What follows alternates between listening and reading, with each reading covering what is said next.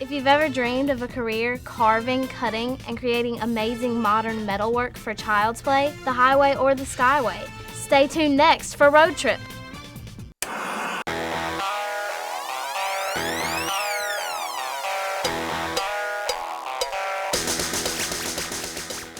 My name is Daniel Petrillo, and I was a high school counselor who just wasn't connecting with students.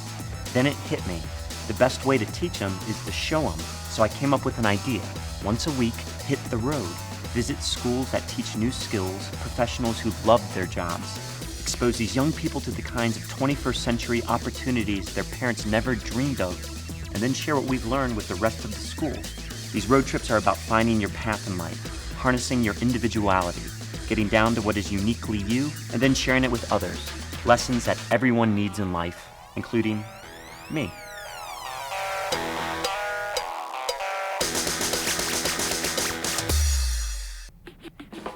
Each year, our high school sponsors a Young Inventors competition, which is supposed to challenge students to use creativity and imagination along with science, technology, and mechanical ability to invent something useful.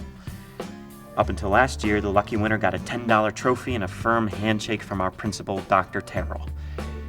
Last year, though, 17-year-old Tony King invented a cell phone battery charger that you crank by hand. Lets you charge your phone anywhere, anytime, without plugging it into a wall outlet. Pretty cool, huh? A big company thought so too, and they bought it for $500,000 and gave Tony a job in their research lab.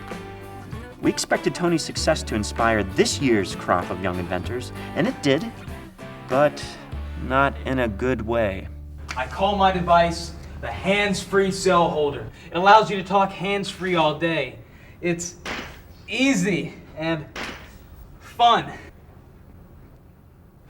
How many hands-free cell phone devices does that make? 7. Thank you, Sydney. That was good, sir. Mr. Anderson. Now, before you start blaming me for all of this, Doctor, I'm not blaming anybody, I'm just a substitute teacher. and I appreciate your filling in while our regular industrial arts teacher is on jury duty. But you did tell your students not to copy Tony King's invention, didn't you? Absolutely. What happened last year was a fluke. I told them you got to invent something new and ignore what happened last year. Ignore that boy's cell phone invention. Ignore that $500,000. It's hard to ignore $500,000. Oh, this is the last one. Stereo. Thank you. So, what are we going to do about this, Mr. Petrillo? This is a statewide contest, and if my school can't come up with some better kind of mousetrap, then I'm going to look bad statewide. I wasn't here last year, but why can't we invite Tony King to come back and inspire these students to do what he did? No, Why not? because we don't want them to do what he did. The day Tony King got that big check, he quit school. Dropped out? And went to work for the computer company. Yeah, right in the middle of his junior year. So how do we convince students to stay in school when somebody they know is a success without a diploma? Tony got lucky. He hit the jackpot. But for every student that hits the jackpot, There are thousands and thousands who struggle to find and keep good jobs.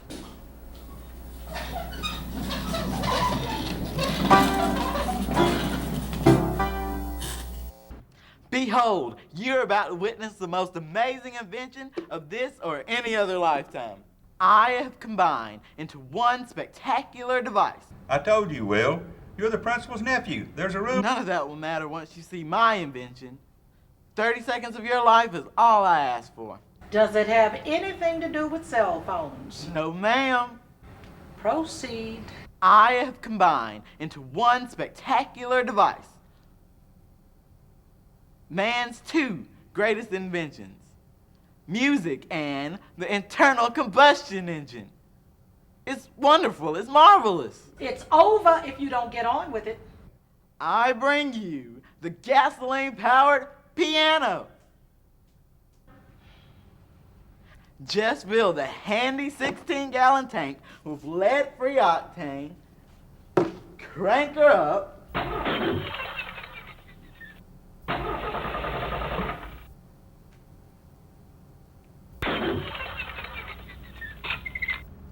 We're going to delay this competition for 1 week.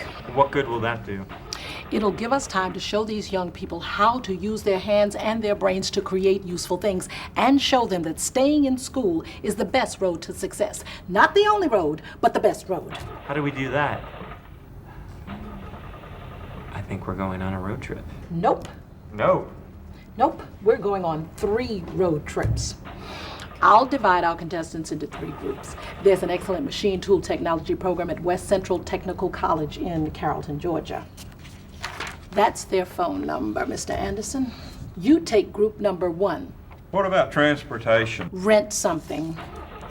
Miss Allen, Albany Technical College has an industrial electronics program that's considered one of the best in the state.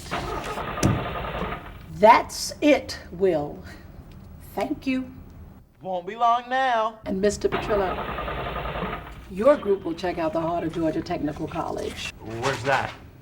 Dublin. Ireland? Oh, you can drive the Volkswagen thing. Oh, no, really, that's okay. You saw it first. Oh, no, I insist you drive it. No, really, it's okay. I'll phone the shop and get a car for Miss Allen. Any questions? So when we meet back here in 1 week, I want to see a fresh set of inventions created by a fresh set of students who are excited about the career opportunities available to them if they stay in school.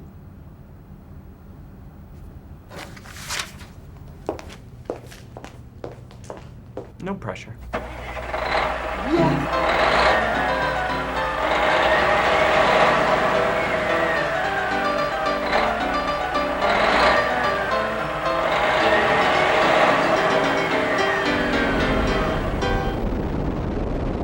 I think the world's driven by machinists. Without them, nothing gets made. You know, rockets don't go to the moon without us. The world is driven by machinists. Yeah, right. I didn't buy that at first, but now that I've thought about it, it kind of makes sense. I thought the hands-free cell phone device I entered in the Young Inventors competition was a good idea. Unfortunately, so did a gazillion other people. So Mr. Anderson took us to West Central Technical College to meet Tim White. That's Tim White, handing out the safety glasses. He's one of the instructors here. That's me, in the pink sweater, Samantha. As we began our tour of Tim's, well, I guess this is his classroom. Anyways, as we began our tour, Tim explained what machinists do. They're artists, creators. They create stuff out of metal. Starting with a picture or a blueprint or some specific measurements, they use their knowledge of the working properties of metals and their skill with machine tools to create parts for planes, trains, and automobiles, bikes, lights, and skateboard wheels. A machinist can make just about anything he wants to as long as he's got the skill. Good thing about, you know, when you're a machinist, when you get done, you can physically hold it in your hand. It's yours. Nope, you know, you made that and it's working because of you. If something's broke and you've got to repair it in a manufacturing environment or anything like that, and they come to you and they say, this is broke, this machine's down and I need this to run. You take, you know, a mill or a lathe and you duplicate that part for them and give it back to them. That machine and that company's back up running because of you, no one else. So that's something you can be proud of. Is there anything that you do in here, like specifically, like it's the hardest thing? You have to have a certain skill to do it? I mean, you have to have the training, and that's where it comes from in here. We give you the basics to get you started, to get you familiar with the machines and how to read a print and how to do certain things. But a lot of this comes along with, you know, time. Being a machinist, you know, I'm still learning myself, and it's a lifelong learning process. As far as schooling goes and leading from high school to here, your big important thing is, and I know you probably don't want to hear this, is English and math. Math is critical. And we do a lot of geometry and a lot of trigonometry in here. I teach it in here. It's part of my course, and it's part of this environment here, and you will use that on a daily basis wherever you go. When you design parts on the computer, when you get a print from an engineer, and he may not put everything on there due to space, and you may have to do some calculations to figure out certain dimensions on there. I'm gonna open the door here so you can see inside. And I'm gonna hand you a little example of some things it may or, you know, it can do. This is what we call a thread. It turns a thread onto the part. This is aluminum. It's heavy. You can pass that around, you can look at it. But it'll do a lot of other different things. According to the U.S. Bureau of Labor Statistics, becoming a machinist or toolmaker can be a pretty smart career move. At age 26, a good machinist can be earning about $49,000. Fact is, experienced metal workers can bring home anywhere from $49,000 to $75,000 a year. And the government projects 3 job openings for every new certified precision metal worker in the coming years. I don't know about you, but these big gray machines are looking more and more attractive all the time. Tim told us, however, that not everyone makes it through his course. You can usually tell when somebody comes in here if this is what they want to do or if this is what they think they want to do. If we offer the course to where when a high school student walks in here, he doesn't feel bombarded by everything. He understands that if he's not very good at math or he's not very good at something, we're here to help him or her, whatever the case may be. We're not here to say, you do it this way or you fail. You know, we're here because this is not an easy trade to get into, and it's like I said, it's something you learn from years and years of doing it. You learn something new every time, new every year it goes by, and it's a learning process from now on. Tim White believes that experience is a good teacher, but he's heard some high schoolers say that they don't need a technical college degree if they can get on-the-job training. That's not true. You may find someone to hire you. It'll be at a lot less salary, and it will always be it that way. You will never be able, I say never, you will have a very difficult time advancing. Most of the companies I deal with, number one, require a diploma or a GED. Number one, before they'll even talk to you. Our high school principal said she was sending us to visit West Central Technical College to get some fresh ideas. Fresh ideas for the Young Inventors competition, yeah, but also some fresh ideas about the job opportunities available to us if we stay in school. I consider myself creative. I like working with my hands. I'm pretty good at math. I'm not sure where I'm going to end up after high school, but Tim White's class just went on my list of possibilities. We need young, professional, trained individuals to take on the job for tomorrow. The jobs of tomorrow. Those will be our jobs, and just about every one of them will have something to do with electronics. That's why Miss Allen brought a passenger van full of us to this place, the Center for Excellence in Electronics and Information Technology, a $6.5 million, 51,000 square foot facility on the campus of Albany Technical College. Lots of schools say, come here and get a hands-on education. Well, at Albany Technical College, they really mean it. From car repair to computers to welding, everything we saw at Albany was hands-on.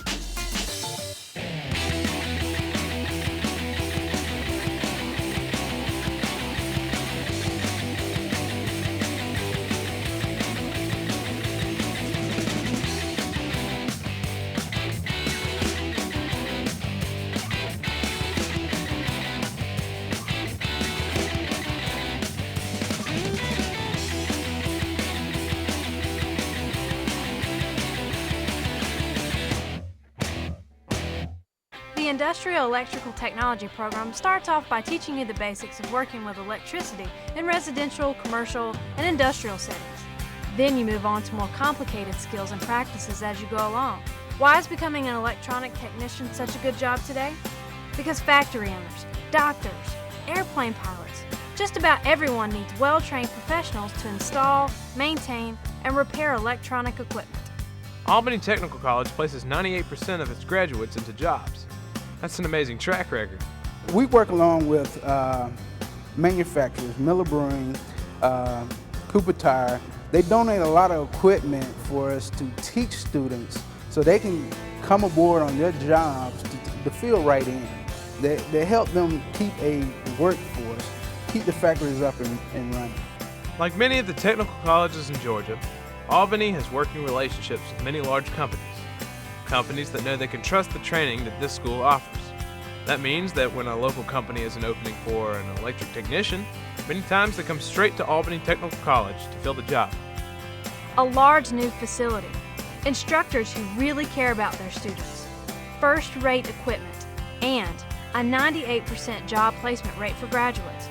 Albany Technical College and the Center for Excellence in Electronics and Information Technology could be your ticket to a satisfying, well-paying job after you graduate high school. Mr. Petrillo.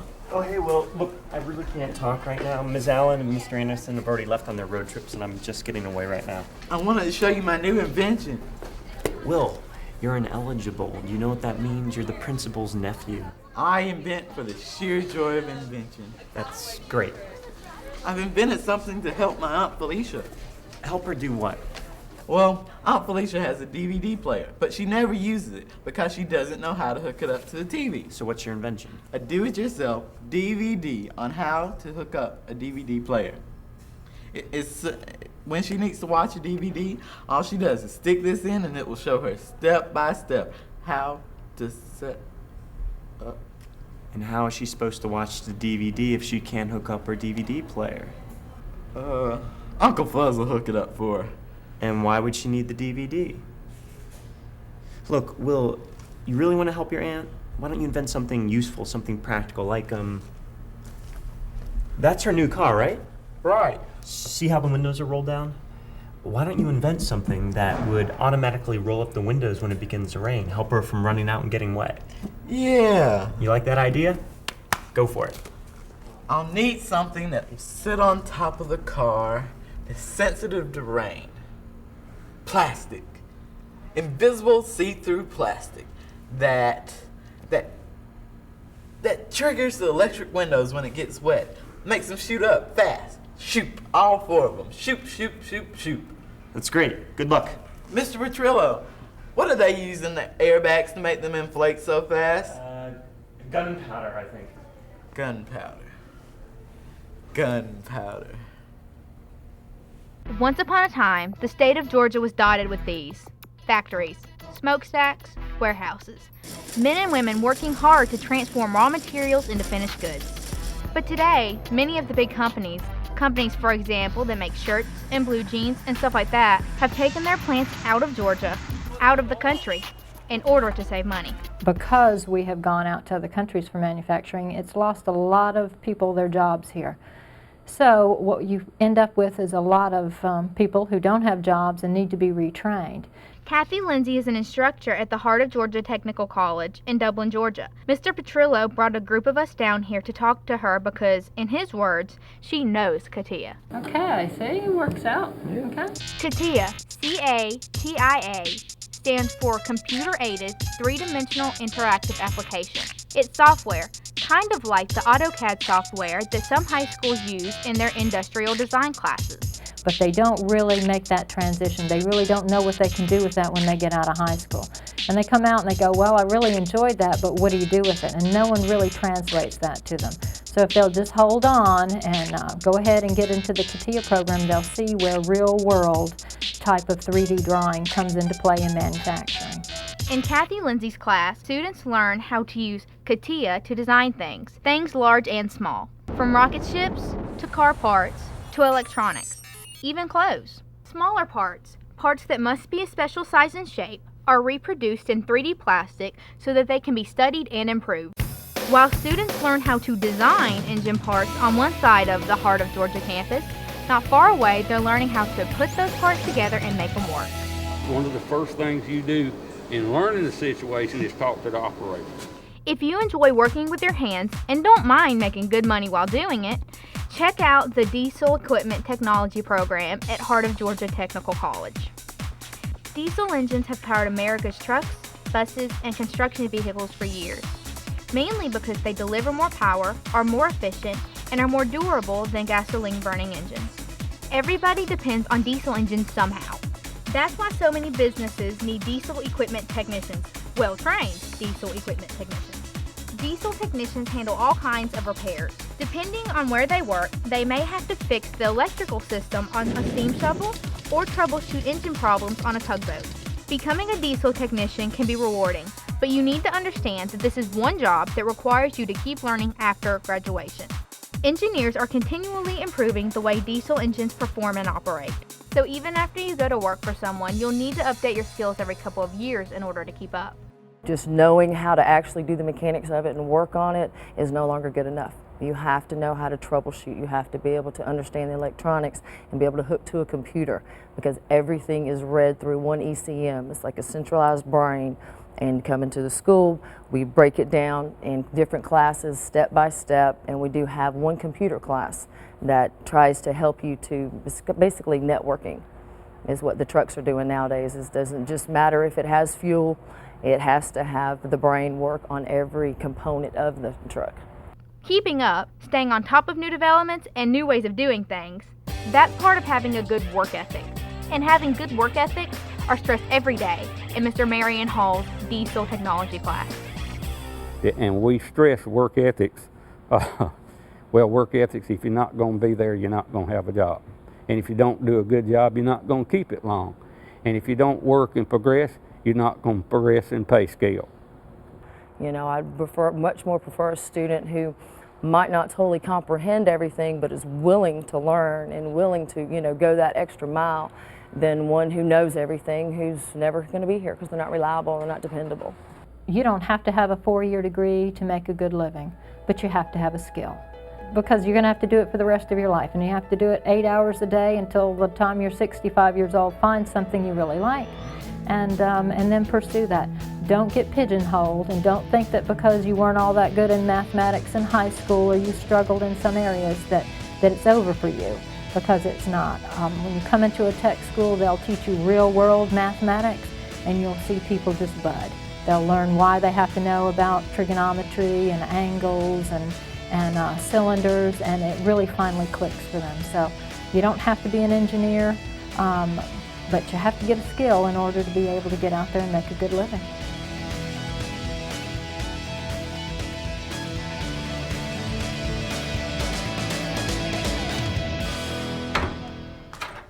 You better get your umbrella. Looks like it's gonna rain.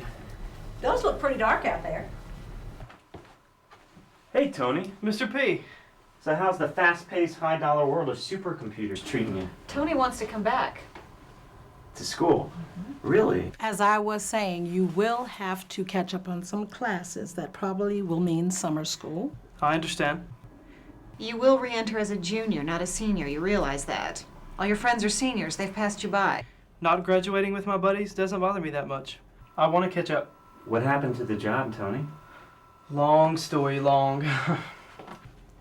I was assigned to the computer company's research and development department.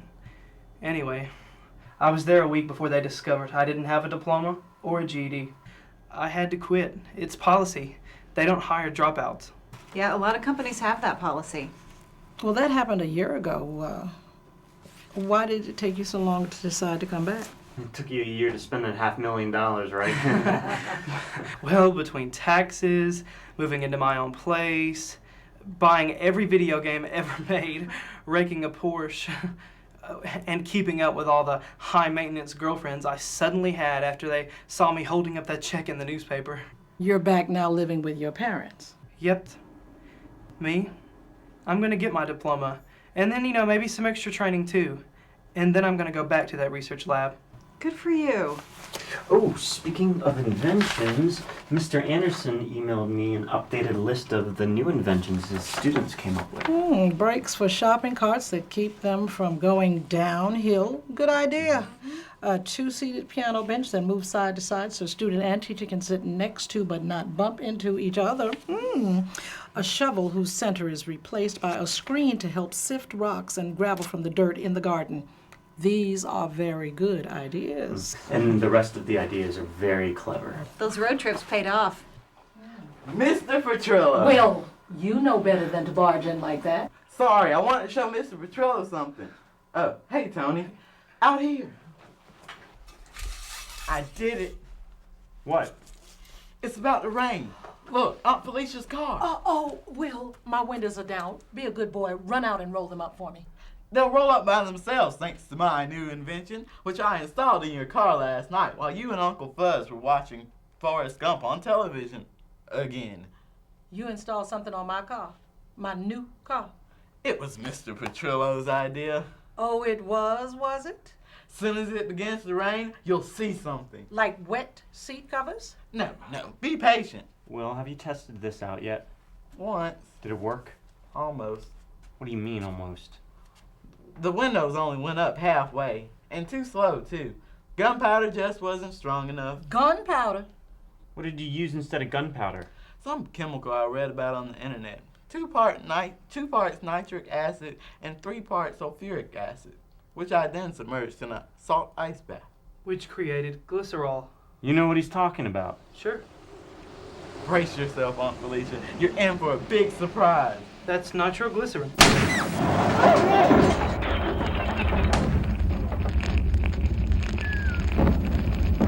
Well, I usually suggest every student stay in school, but in this moment I suggest you run.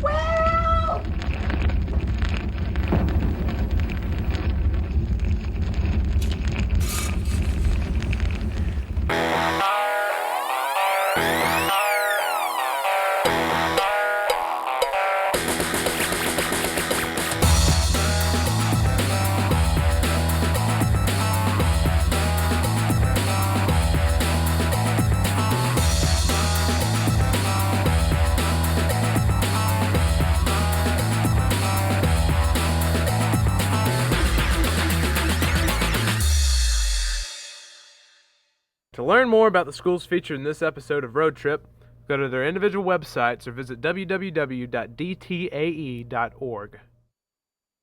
Hello, I'm Rhubarb Jones with Eagle 106.7 in Atlanta. About to finish up the morning show, but before I do, there's something I'd like to talk to you about. Very soon, you'll be making some very important decisions about your college education. As you saw today, Georgia's colleges offer some great opportunities for you to succeed in life, teaching you the skills to get you the kind of job you're really interested in. Your college education is something very special. It'll take you to places that you've only dreamed about going. So take it from this old disc jockey, stay in school. And talk to your teachers and counselors about what college can do for you. Go to college. I guarantee you that it'll be the best road trip ever.